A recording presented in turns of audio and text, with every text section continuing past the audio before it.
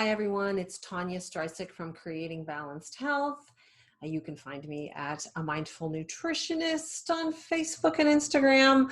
I want to talk to you very briefly about something that's really near and dear to me, and it's the hormonal shift in life. And I could be speaking to men and women. I am specifically speaking to women because I do get a lot of women asking questions about hormonal changes.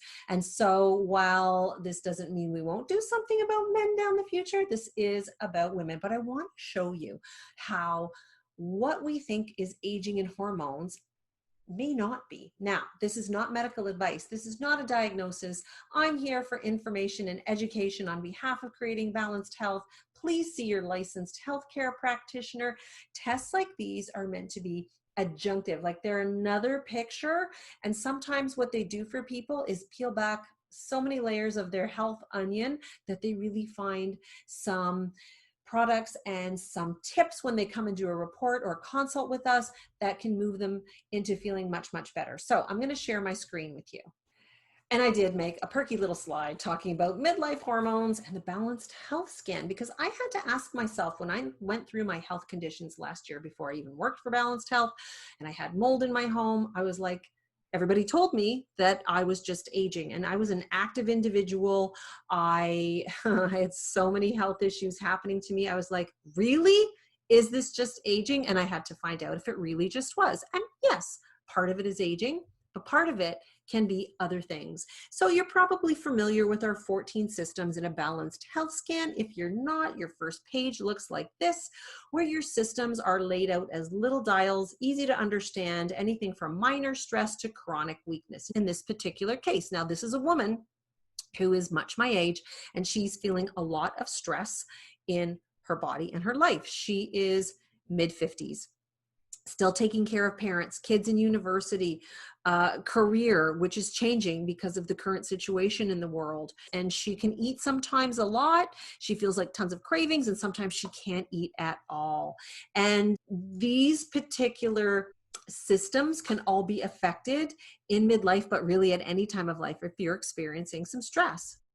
Now, for her, she did have some symptoms of bloating, anxiety, and they very much sound like, of course, in menopause, we can feel anxious, tired, digestive issues. Right now in this particular slide, we see nervous system is affected, liver, and gallbladder. Liver does affect the digestive process.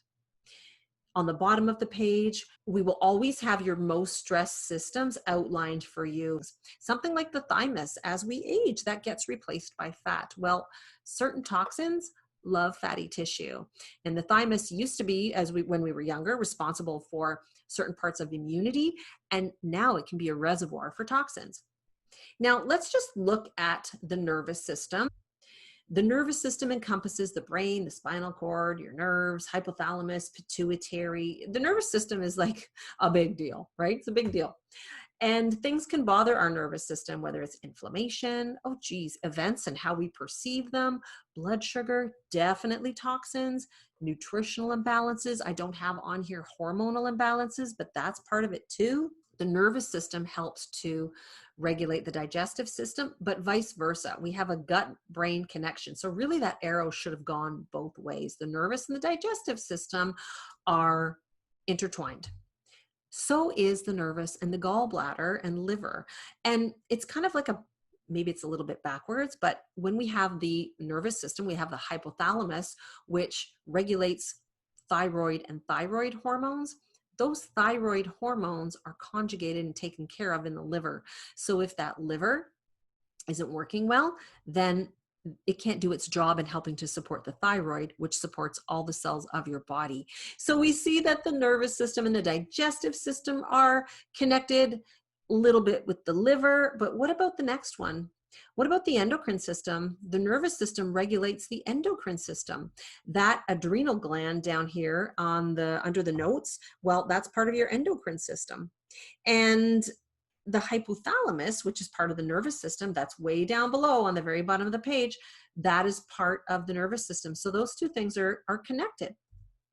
The nervous system might also be connected to your locomotor system. If you're not getting enough nutrients through that digestive system, which is impacted, like this lady here, well, you might not make enough neurotransmitters to help you feel calm, to help you sleep, to help your mood, but also to help pain response. So possibly because of a toxin, your locomotor system might be under stress, and you may feel symptomatic. You might feel muscle pain, joint pain, and that is definitely something that we hear about, aches and pains in perimenopause and menopause. And lastly, your endocrine system does impact your digestive system, because the digestive system is signaled by all kinds of hormones, not just from the endocrine system.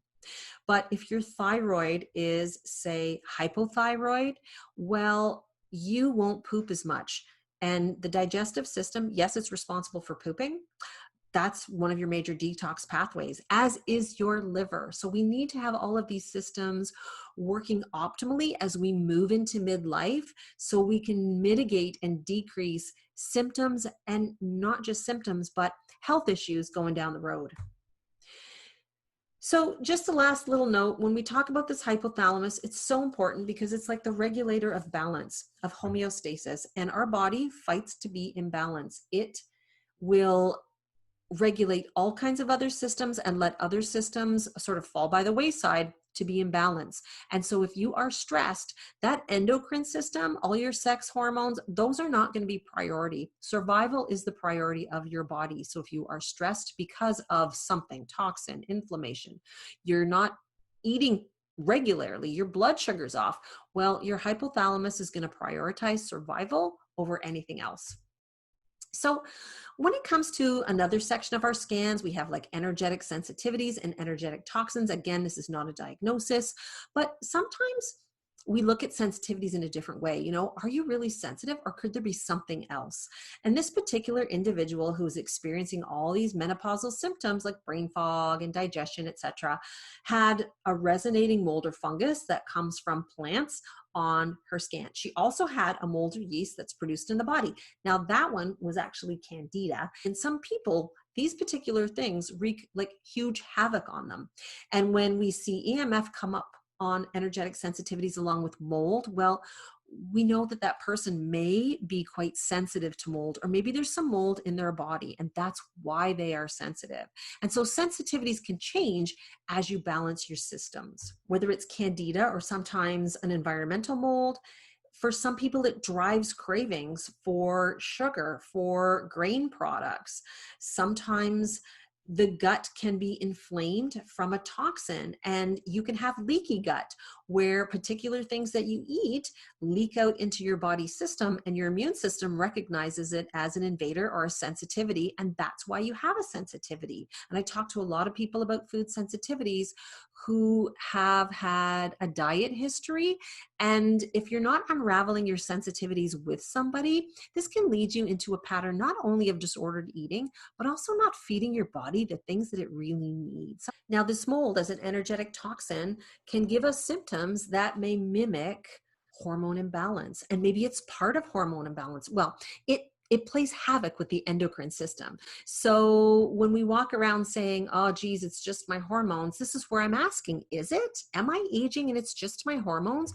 Or is there something driving these hormones to be more erratic besides just the general body processes that we label as, you know, part of what we have to live with? So things like fatigue, but cognitive impairment, that can be caused by a mold, not necessarily the candida, but also a environmental mold. And then we also have menorrhagia, and that's a medical term for periods that might be heavy or prolonged bleeding, and that's a common complaint in perimenopause. But fatigue and muscle aches, those particular things do come up as far as complaints from women, and sometimes they are estrogen related, but they also can be mold related. I know that was a short time and I went through a lot in a short time, and I didn't go through everything on a scan. It's hard to do it all. Even in the report consult that we have, there's so many things that we can help highlight for you. So when you book a call with us, what we do is try and do the main things that we think might be driving your system down. And here in this particular scan, mold was a big deal. And it was for me, and it impacted my joints. I just wish that I could share this with everybody. I just want people to be able to take a different look at their health. It is meant to be conjunctive, adjunctive with other things, gives you a broader picture, but certainly you can do a balanced health scan, a full scan, a dietary scan, a remedy scan. There's so many clues and all the different types of options that balanced health offers. And we love pulling all those things apart for you and helping you with your health. Thanks for watching.